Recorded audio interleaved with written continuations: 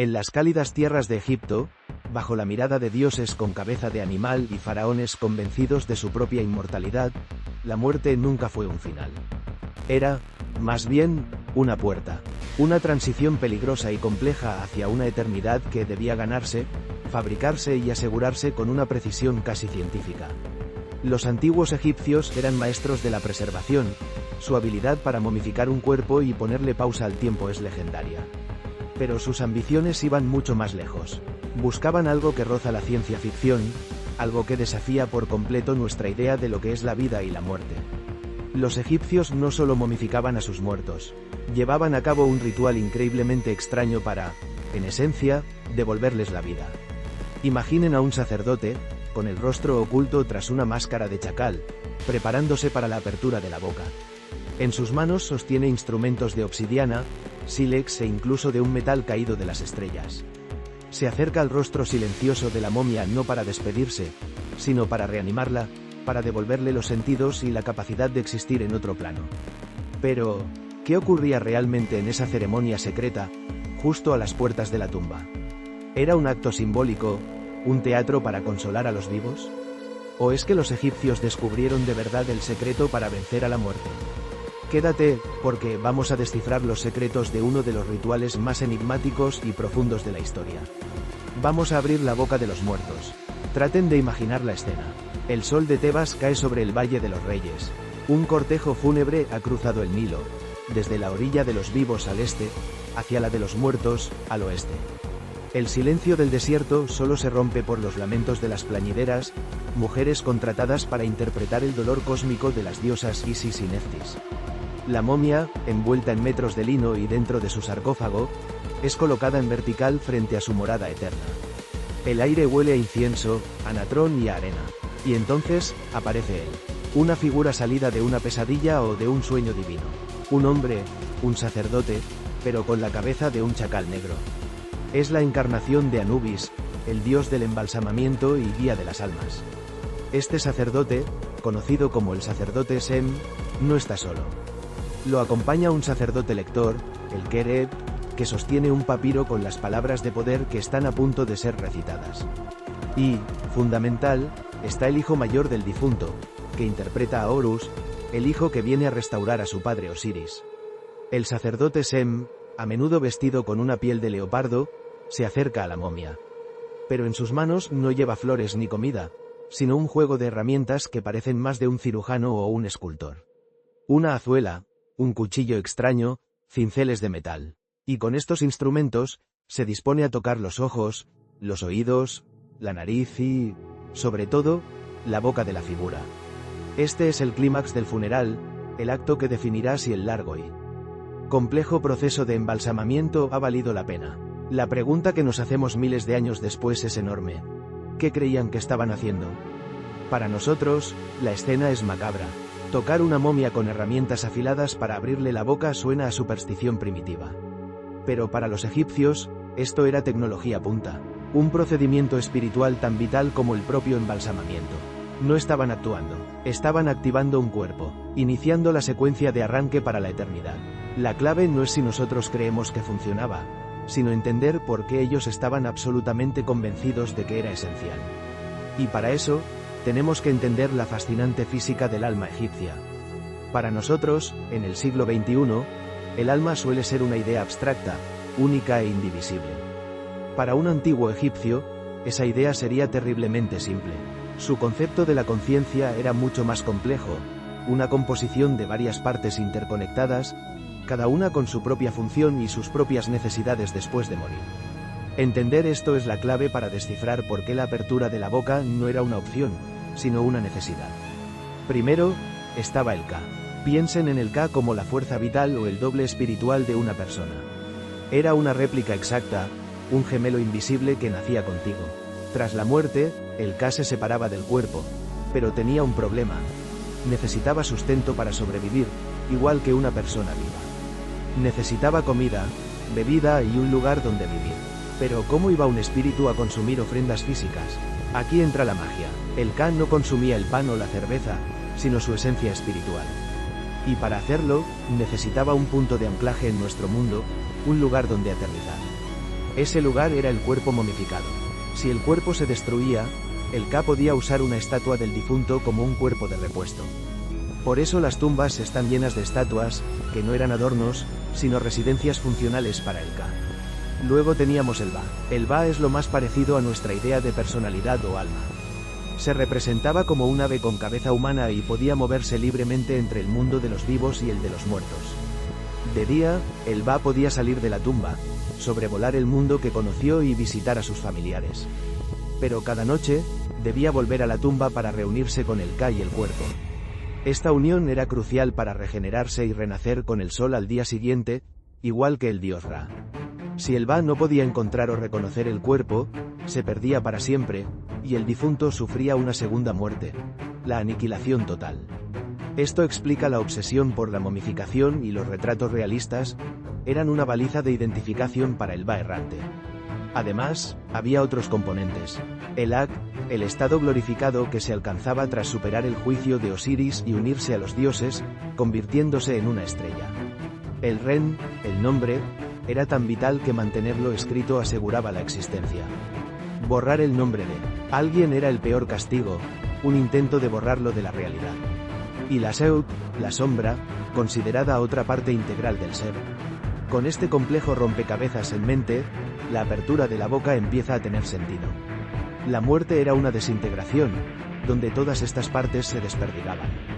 El ritual, por tanto, no era un acto de duelo, sino de reensamblaje.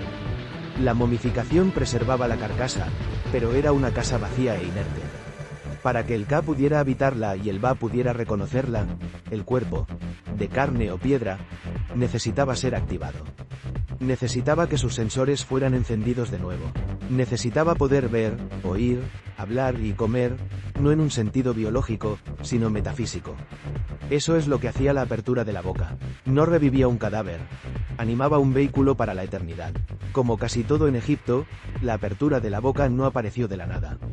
Sus raíces son muy antiguas, del período predinástico, mucho antes de las pirámides, y su evolución nos cuenta la historia de la propia teología egipcia. Los egiptólogos creen que su origen pudo ser sorprendentemente práctico. Imaginen un taller de escultores en el Imperio Antiguo. Cuando un artesano terminaba una estatua, realizaba un pequeño gesto ceremonial para marcar el fin de su trabajo. Era su forma de darle vida a la imagen, de convertir un trozo de piedra en un recipiente digno de un dios o un rey. Este acto probablemente implicaba tocar la boca de la estatua, como diciendo que ahora puedes hablar. Con el tiempo, esta simple ceremonia de taller fue absorbida por el mundo funerario. Lo vemos ya en los textos de las pirámides hacia el 2400 a.C., donde aparecen las primeras fórmulas mágicas para animar el cuerpo del faraón. En ese momento, el ritual era un privilegio real, reservado para el soberano. Pero a medida que la teología egipcia se fue democratizando, también sus rituales. En el Imperio Medio, esas mismas fórmulas empiezan a aparecer en los ataúdes de nobles y funcionarios. La promesa de una vida eterna activada por este ritual ya no era exclusiva del faraón. Cualquiera que pudiera pagarse un buen entierro podía aspirar a que sus sentidos fueran reanimados. Fue durante el Imperio Nuevo, la época de Tutankamón y Ramsés II, cuando el ritual alcanzó su máxima complejidad. Es aquí donde encontramos las representaciones más detalladas en el libro de los muertos y en las paredes de las tumbas, donde la ceremonia se había expandido a una ópera litúrgica que, en su versión más completa, podía tener hasta 75 pasos distintos. Lo que empezó como un simple gesto en un taller se había convertido en un proceso industrial para fabricar un ser eterno. Antes de que la azuela tocara la momia, había que preparar el escenario. La ceremonia era el clímax de un drama sagrado. El lugar elegido era profundamente simbólico, justo en el umbral de la tumba. Esta no era solo una puerta, era la frontera entre el mundo de los vivos y el reino de la eternidad. Realizar el ritual aquí significaba que el difunto era activado justo en el momento en que estaba a punto de cruzar a su nueva existencia. El elenco de participantes era un quién es quién mitológico. El protagonista, como vimos, era el sacerdote Senu. A menudo era el hijo mayor del difunto, pero no actuaba como él mismo. Al ponerse la piel de leopardo, se convertía en Horus, el hijo devoto, repitiendo sobre su padre fallecido, que encarnaba a Osiris, el mismo acto de revivificación del mito fundacional de Egipto. Cada funeral se convertía así en una repetición del drama cósmico. Junto a él, el sacerdote lector o Kereb actuaba como el director técnico. Sostenía el papiro y recitaba las fórmulas mágicas, cuya voz era el catalizador que daba poder a los gestos. Sin las palabras correctas, las herramientas no eran más que trozos de metal y piedra. La familia también tenía un papel. La viuda y la hija, o dos plañideras profesionales, asumían los roles de las diosas Isis y Neftis. Sus lamentos no eran solo dolor personal, eran una recreación ritual del duelo de las diosas por Osiris, invocando su magia protectora. Había otros especialistas, como un matarife sagrado y asistentes para las purificaciones. La momia, sostenida en pie por un sacerdote, se convertía en el lienzo sobre el cual se pintaría la vida eterna. Todo estaba listo. La tecnología, los operarios y el sujeto estaban en su lugar. La cuenta atrás para la eternidad iba a comenzar. Las herramientas usadas en la apertura de la boca no eran objetos cualquiera. Eran instrumentos de alta tecnología espiritual, cada uno elegido por su simbolismo. El más icónico es el Pesheskaf. Es un cuchillo con una hoja en forma de cola de pez. Una teoría egiptológica fascinante sugiere que su función original era práctica: cortar el cordón umbilical de un recién nacido. Usarlo en un funeral creaba una simetría poderosa. El mismo instrumento que iniciaba la vida en este mundo, simbólicamente daba a luz al difunto en el siguiente. Un acto de renacimiento literal. Quizás la herramienta más importante era la azuela ceremonial. A menudo, su hoja estaba hecha de un material que los egipcios consideraban más sagrado que el oro: el hierro meteórico. Lo llamaban Bienpet, el metal del cielo. Como no podían fundir hierro terrestre en las épocas tempranas, el único que conocían era el que caía de las estrellas. Era un regalo literal de los dioses. Usar una azuela de este material era tocar al difunto con la materia prima del cosmos, infundirle una chispa celestial y conectar su destino con las estrellas. Otro instrumento clave era el Werekau, que significa grande en magia. Era una vara o azuela cuya única función era concentrar Heka, la magia, la fuerza que los dioses usaban para crear el universo. Tocar al difunto con él era inyectarle magia pura. Junto a estos, había un set de cinceles y un curioso instrumento llamado el dedo de oro, una vaina de oro que el sacerdote usaba para tocar los labios. El oro, al no corromperse, era el símbolo de la carne de los dioses y la eternidad. Tocar al difunto con él era transmutar su carne mortal en la de un ser divino. Cada una de estas herramientas era una palabra en una oración de creación, diseñada para reconfigurar la realidad espiritual del difunto. Con todo listo, la gran ópera de la resurrección podía empezar. En su forma más completa, la ceremonia era un procedimiento metódico, dividido en fases claras. Primero, la purificación. Todo comenzaba con la limpieza. El sacerdote Sem rociaba la momia con agua sagrada y la purificaba con humo de incienso, recitando las palabras: «Estás puro, estás puro. Tu purificación es la purificación de Horus». El difunto era ahora un lienzo en blanco. Luego, la animación y el sacrificio. Aquí empezaba la transferencia de vida. Se sacrificaba un buey, y su pata delantera, Kepesh, y su corazón, aún palpitantes, eran presentados ante la momia. Se aproximaban a la boca del difunto en un acto de transferencia de vitalidad directa y brutal. La fuerza vital del animal era transferida mágicamente al cuerpo inerte. Seguía la apertura de los sentidos. Este era el corazón del ritual.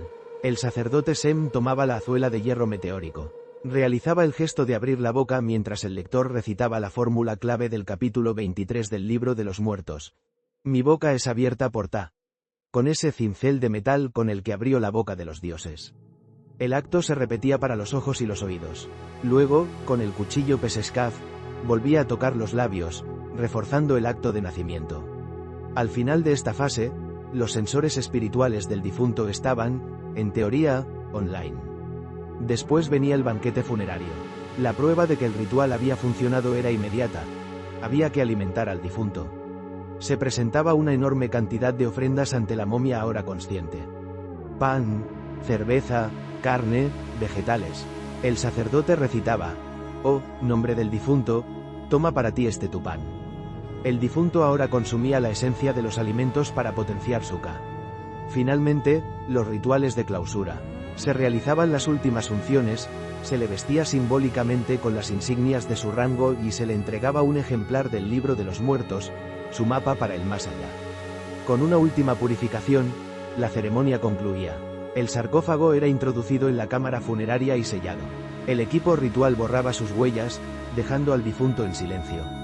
Pero ya no era una soledad vacía. Era el comienzo de una nueva existencia. Este viaje nos muestra una mentalidad radicalmente distinta, donde la muerte era un problema de ingeniería con una solución tecnológica.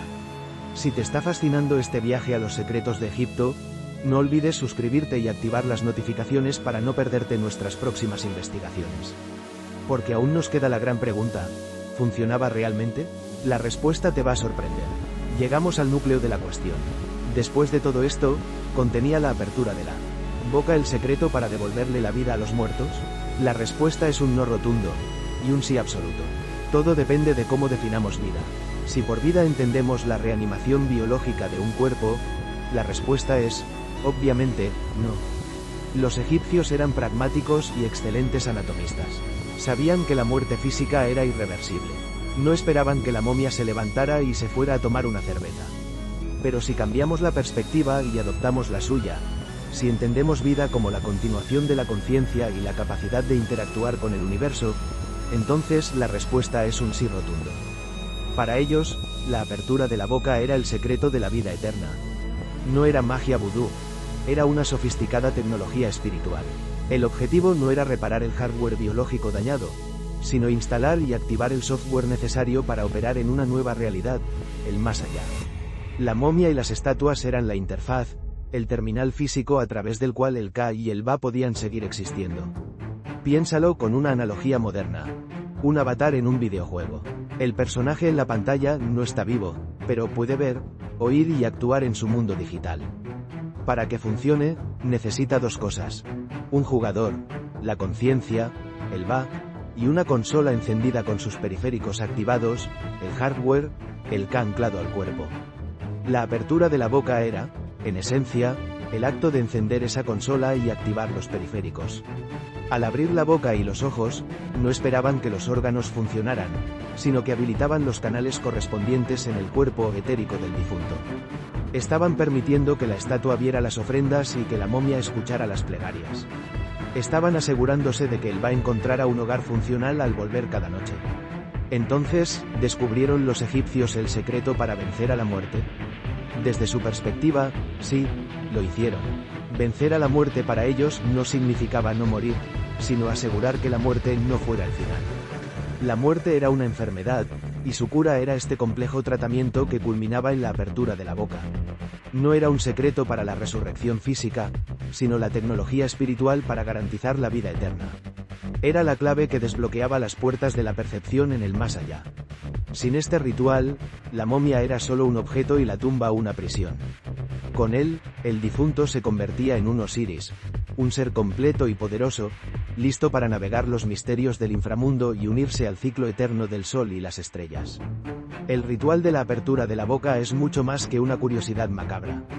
Es una ventana a una de las concepciones más profundas sobre la vida y la conciencia que la humanidad haya creado. Nos muestra una cultura para la que no había línea divisoria entre tecnología y magia. La ceremonia no era un intento de traer de vuelta a los muertos, sino un acto sublime de creación. Era el gesto final para forjar un ser eterno. El sacerdote con máscara de chacal no estaba engañando a la muerte, la estaba hackeando. Estaba usando un conocimiento que consideraban tan real como la piedra de las pirámides para asegurar que la esencia de una persona sobreviviera al colapso de su cuerpo. Al final, el secreto que descubrieron no fue cómo revertir la muerte, sino cómo trascenderla. Pero este es solo uno de los muchos rituales asombrosos que poblaban el paisaje egipcio. ¿Qué otro secreto del Nilo te parece igual de fascinante? Déjanos tu opinión en los comentarios.